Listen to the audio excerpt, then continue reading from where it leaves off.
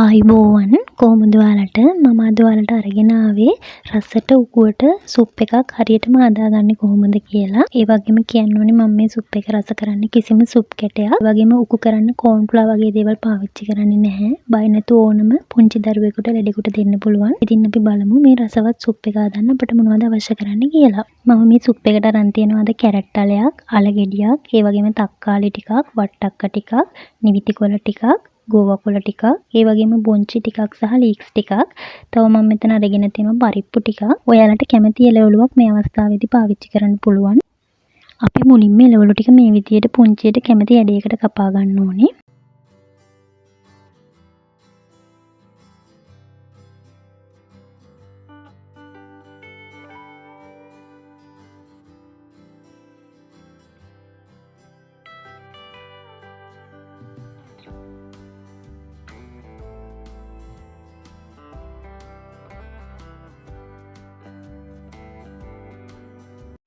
මේ තියෙන මම කපාගත්ත එළවලු ටික මම දැන් මුලින්ම භාජනයට බටර් ටිකක් දාලා බටර් ටික රත් වෙන්න දෙනවා. බටර් ටික රත් වුණාට පස්සේ මම මේකට සුදු ලූණු, රතු ලූණු, කරපිංච දාලා බටර් එකේ බැද ගන්නවා. ඊට පස්සේ අපි අර කපලා අරන් තියාගත්ත එළවලු ටික සේරම මේකට එකතු කර ගන්නවා.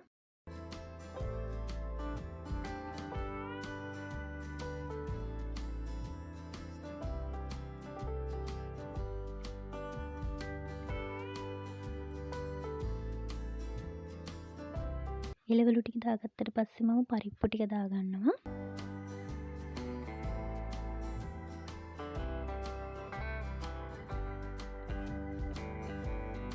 ඊට පස්සේ මේ විදියට මේ එළවලු ටික බටර් එකේ හොඳට කලවම් කරලා මම මේකට දාගන්නවා සූදුරුවට තේ හැඳක්, 3-5 කුඩු තේ හැඳි දෙකක් දාලා මේ ටික හොඳට කලවම් කරගන්නවා.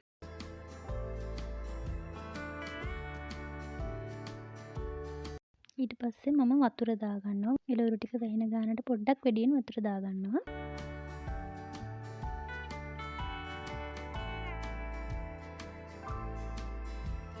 දැන් මේ තියෙන්නේ අපේ සුප් එක විනාඩි 20කට විතර පස්සේ.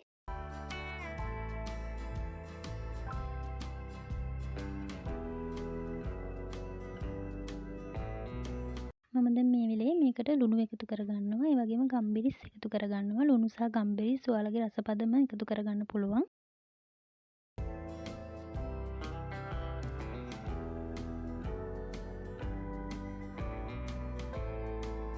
ඊට පස්සේ මම මේ සුප් එකෙන් එළවලු ටිකක් අරගෙන ඒ ටික නිවුණාට පස්සේ හොඳට බ්ලෙන්ඩ් කරගන්නවා.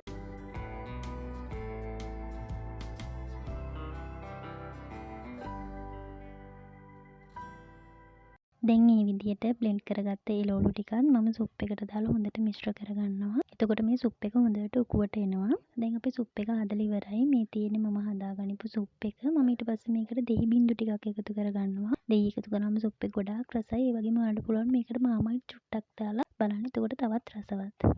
ඉතින් අපි තවත් අලුත් වීඩියෝ එකකින් හම්බ වෙමු. ඔයාලට සුබ දවසක්.